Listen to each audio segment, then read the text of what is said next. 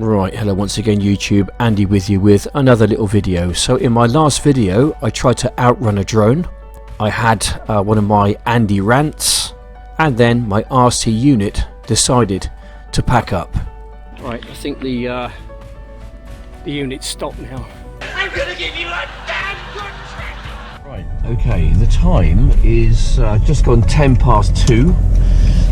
in the morning. Oh my gosh, another early start. Running out to Shrivenham and taking down to, I think it's Bristol Airport, but I'll check my diary.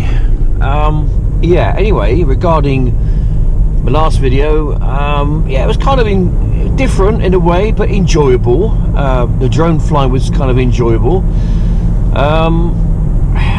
You know, the talk about Russia, Ukraine, you know, my channel is not a political channel, but I just felt as if I needed to talk about that because, you know, all this sentiment going around for the Ukrainians and with the poor Ukraine, the poor people. Yeah, I mean, I get it, I understand it, you know, and my heart goes out to these people as well. You know, they've been invaded, you know, by Russia, probably one of the most powerful nations on the planet. But there's always two sides to every story, and nobody was telling the other side. That was it, and I just needed to just put it out there, just to add that into the mix, just to give some people something to think about. Yeah, and I think it did make a few people think, and thank you to those people who commented in that video. So moving on, for those people who drive diesel cars in the UK, are you noticing that diesel is becoming a little bit sparse? I normally go to Sainsbury's in Swindon, on the eastern side of the town. They've got no diesel there, so I've had to come to Reading. Oh, hang on a minute. Yes, I think we're fine. Yep, we're good. Right, let's go and get some fuel then, shall we? Here we goes. 183.9 there. Yeah, prices have risen sharply because of the whole conflict in the Ukraine. I just wonder sometimes who these sanctions are actually hurting. It's hurting us at the moment.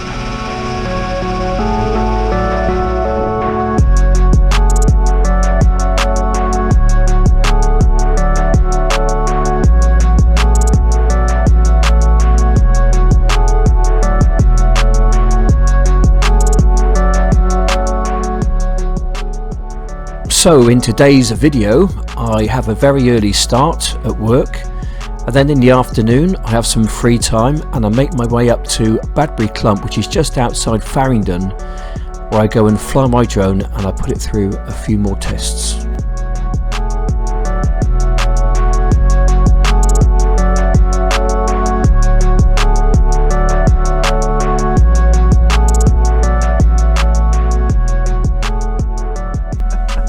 Someone's tired already, we've not even started yet.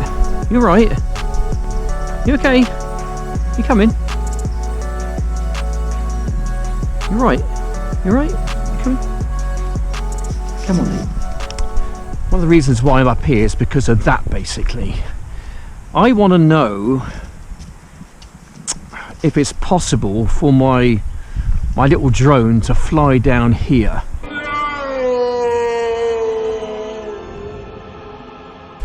Tell you what, I don't know if it's going to be able to do that. Judging by the last episode which I had in my last video, I don't know whether it's going to manage to do these trees that well, because it does tend to stop. Pretty much got this down to a T now. I can get it up and running within probably about 2 minutes.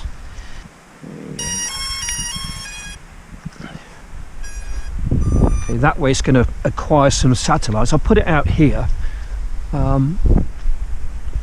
just because the reason why I'm doing that is because if it does go back to the home point, it'll come down and it'll miss the trees up there. Very important that. Then I'm going to get out my RC unit, which is all fully charged now, by the way. I'm going to put that on. So yeah, the last time it was only half charged and I paid the price. Right, I think the unit's stopped now. I'm getting used to having the phone at the bottom rather than at the top, which is what you have with the DJI. 10 satellites so far. Should be able to take off. No obstacle avoidance mode. Please There we go. The home point has been updated. Please be mindful of the new return to home point.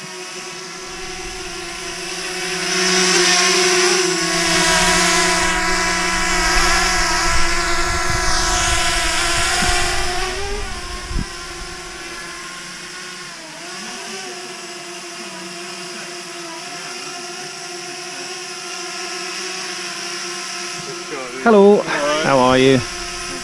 Good, good.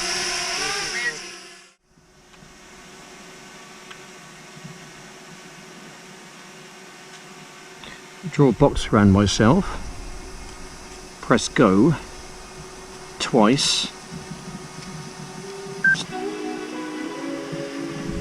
So hopefully it's following me now.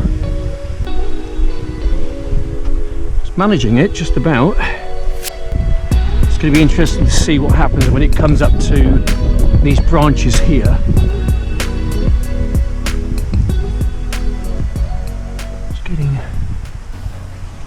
It's getting close. Take it back, I don't trust it. So this was with the obstacle avoidance switched to off.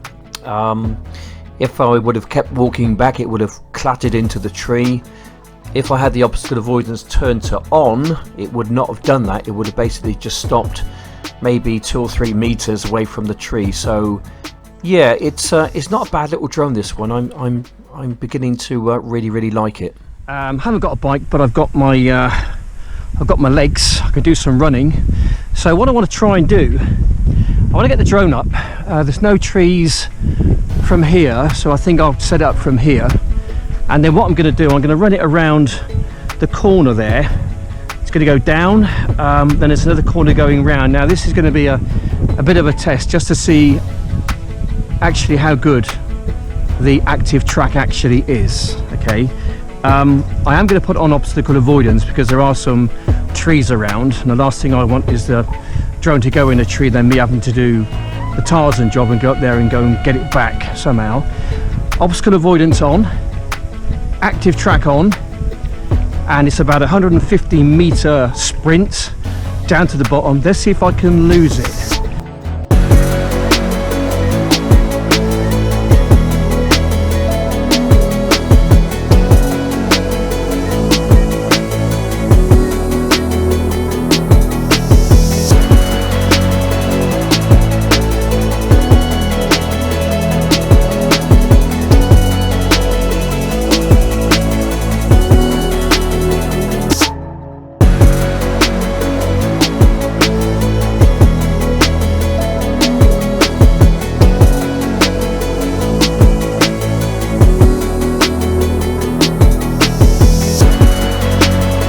Right, so the obstacle avoidance is doing a very good job here, which is good to see.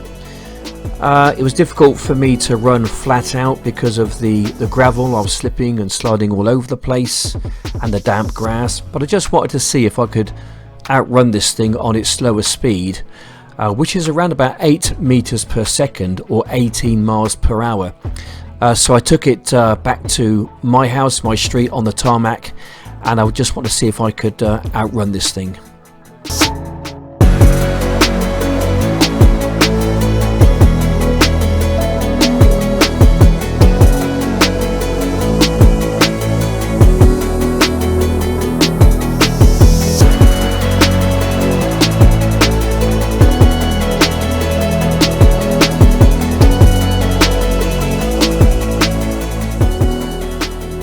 Right, so back in 1991 I snapped my cruciate ligament, and being 57 years of age, I've probably lost 2 or 3 yards, but still it does appear that I was outrunning this drone.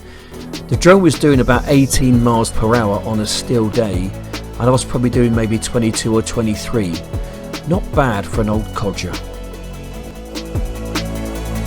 With the Hubsan Zino Mini Pro, it weighs about 249 grams, which means that I'm allowed legally to fly it in built up urban areas such as this one. I want to do another test on it.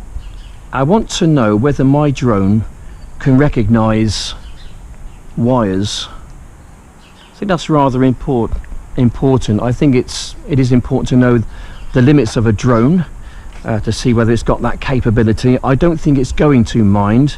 I just want to see whether my drone can recognize the wires. Right, I'm going to stick it on obstacle avoidance. Don't think it recognizes that wire, you know. I don't think it does. No. Yeah, right, so no great surprise there. I had an idea would not see that small thin wire. I mean, what is it? About a centimetre or something? Maybe 2. I don't think the best drones in the world would see that, you know, with all their fancy kind of gadgets on their safety features, you know, so although you might have obstacle avoidance on, you know, it's not going to pick up absolutely everything. Kind of a bit of a word of warning there. But nonetheless, taking nothing away from this little drone and little drones like them, I think they're incredible little things, you know. It's a thing a kid could only dream about back in the 70s and the 80s, and we've now got them, and I really do think it adds something to my videos. So I think I handled everything pretty well. I'm very pleased with it, and I've just got on eBay and ordered myself another battery for it, so it gives me about an hour's flying time. Regarding the issues I had when I first got this particular drone, I just think I was running it on the wrong Android phone.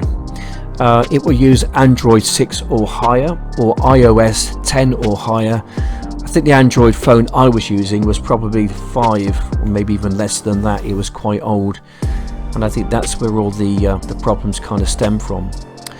But anyway, I just want to say thanks for watching. If you like and appreciate this kind of video, well, there's more to come, and if you do really like them, then please give me a thumbs up and subscribe to my channel, and always remember to hit that bell notification for any more uploads which I'll be uploading in the future. And may I say, I upload quite a lot. Anyway, just want to say thanks for watching, take care, and bye for now.